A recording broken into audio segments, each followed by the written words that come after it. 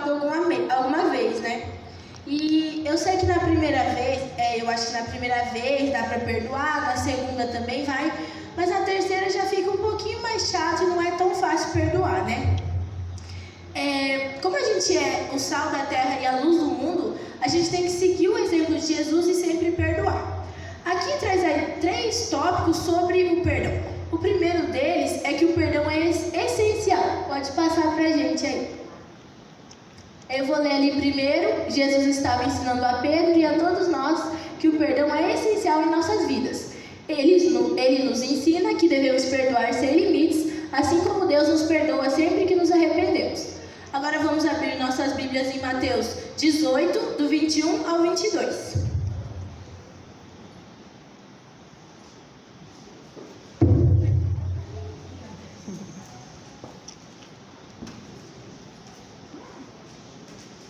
Amém? Amém. Misericórdia.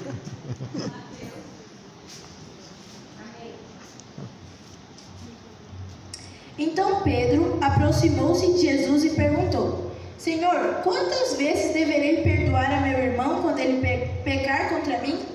Até 7 vezes? Jesus respondeu: Eu digo a você, não até 7 vezes, mas até 70 vezes 7. Tem gente que escuta esse verso e acha que Jesus está falando que a gente deve perdoar 490 vezes literalmente, né? Mas Jesus quer nos ensinar que a gente tem que perdoar ilimitadamente, como Deus nos perdoa quando a gente se arrepende. O perdão, quando a gente perdoa, a gente se liberta como se fosse uma teia de aranha. Quando a gente cultiva o rancor que a gente sente, a raiva e todos esses sentimentos, o ressentimento, a gente só vai estar nos prejudicando. O segundo tópico que agora eu quero falar é que o perdão nos traz libertação. O primeiro foi que o perdão é essencial para nossas vidas e o segundo é o que o perdão traz libertação. Pode passar. Vou ler. Quando recusamos o caminho do perdão, as consequências são trágicas. Quando queremos retribuir aos outros ao que fizeram e não escolhemos o caminho do perdão, como nessa história que vamos ler agora, nós é que somos prejudicados ou torturados. Agora vamos abrir nossas Bíblias em Mateus 18, 23 e 27, é a continuação. Por isso, o reino dos céus é como um rei que desejava acertar contas com seus servos, e quando começou o acerto, foi trazido à sua presença um que lhe devia uma enorme quantidade de prata. Como não tinha condições de pagar, o Senhor ordenou que ele, sua mulher, seus filhos e tudo o que ele possuía fossem vendidos para pagar a dívida. Mas quando aquele servo saiu... O servo prostrou-se diante dele e lhe implorou: Tem paciência comigo e eu te pagarei tudo. O senhor daquele servo teve compaixão dele, cancelou a dívida e o deixou ir.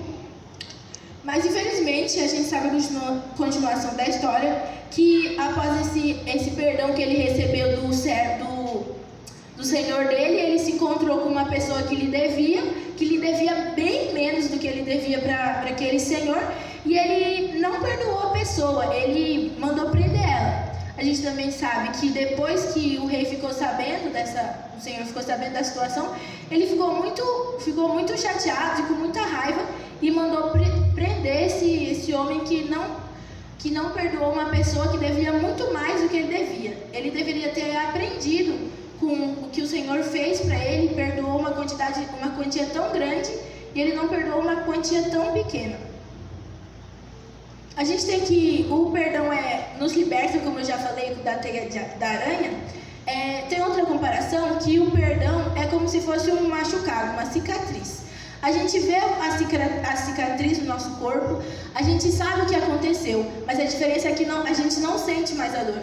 O perdão é assim também. A gente lembra do que aconteceu, a gente só não sente a dor. Então, quando a gente perdoa, esse sentimento da dor, do rancor, como eu já disse, sai. E a terceira ideia é que o perdão é uma necessidade. O primeiro tópico é que o perdão é essencial e o segundo que o perdão nos liberta. Agora que o perdão é uma necessidade. Devemos perdoar aqueles que nos ofendem, assim como fomos perdoados por Deus. O perdão não é uma opção, é uma necessidade. Se quisermos ser cristãos verdadeiros e viver em paz, precisamos escolher o caminho do perdão. Vamos continuar, a gente está com a Bíblia aberta. Agora vamos para Mateus 18, 28 a 35. Também é continuação. Eu já falei a parte, mas vamos ler. Mas quando aquele servo saiu, encontrou um de seus conservos que lhe devia 100 denários. Agarrou-o e começou a sufocá-lo, dizendo: pague-me o que me deve. Então o seu conservo caiu de joelhos e implorou-lhe: tenha paciência comigo, e eu pagarei a você. Mas ele não quis. Antes saiu e mandou lançá-lo na prisão até que pagasse a dívida. Quando viram o que havia acontecido, os outros servos viram o que havia acontecido, então falaram para o Senhor. E quando ele descobriu, falou para o servo: servo mau, cancelei toda a sua dívida porque você me implorou. Você não deveria ter tido misericórdia com seu conservo como eu tive de você? Irado, o seu senhor entregou-os aos torturadores até que pagasse tudo o que devia. Assim também fará meu Pai Celestial a vocês, se cada um de vocês não perdoar o coração do seu irmão que fez algum mal para vocês. A mensagem dessa parábola diz que o perdão, quando a gente começa a ter um relacionamento com Jesus e se aproximar dele, o perdão não se torna mais uma opção, se torna uma necessidade. Muitas vezes, perdoar alguém parece ser impossível, né? Especialmente quando alguém te machuca profundamente. No entanto, a gente tem que lembrar que o perdão com o Senhor é possível sim. E quando a gente perdoa, a gente escolhe retirar essa mágoa e nos permite seguir em frente. Uma escritora chamada Corrie ten Boom disse que ela foi uma sobrevivente do Holocausto, disse que quando você perdoa, você percebe que você soltou alguém que estava preso, você libertou um prisioneiro, mas depois você percebe que esse prisioneiro era você mesmo.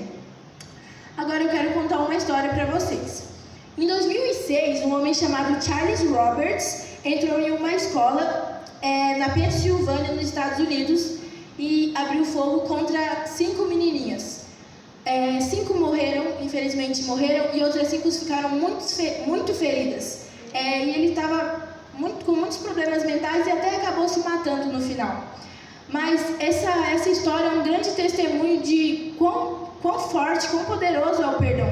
Porque a comunidade dessas menininhas, ao invés de guardarem um rancor e quererem vingança contra esse assassino, elas buscaram a família do assassino e mostraram para ele o amor e a compaixão, perdoaram o que aquele assassino fez, e em vez de tratarem com asseio os familiares dele, eles cativaram, trouxeram para a comunidade e acolheram emocionalmente e financeiramente também, porque eles entenderam que ele sofria de uma doença mental, né? O perdão é uma escolha pessoal que a gente faz todo dia. A gente tem a oportunidade de escolher. E se a gente sempre buscar, orando e pedindo para o Espírito Santo falar para Deus o que a gente está sentindo, pedir ajuda para Ele, que a gente não sabe falar das palavras certas, que a gente está sentindo rancor pela pessoa, fala tipo: Senhor, eu não quero perdoar ela me machucou. Mas se a gente pedir ajuda a Deus, a gente vai conseguir pedir perdão da forma correta. Agora o nosso desafio, peraí que eu esqueci de pular o slide. A solução disso é o desafio pessoal de todos nós, é o desafio pessoal de nós escolher perdoar aqueles que nos machucaram, independentemente do quão difícil possa parecer. E isso a gente faz por meio da oração. Quando escolhemos o caminho do perdão, estamos escolhendo ser como Jesus. Pode passar. Que tenhamos coragem de trilhar o caminho do perdão, trabalhar na cura emocional, buscar ajuda no Senhor e ficar mais parecidos com o nosso amoroso Salvador. Agora eu queria finalizar com uma mensagem musical.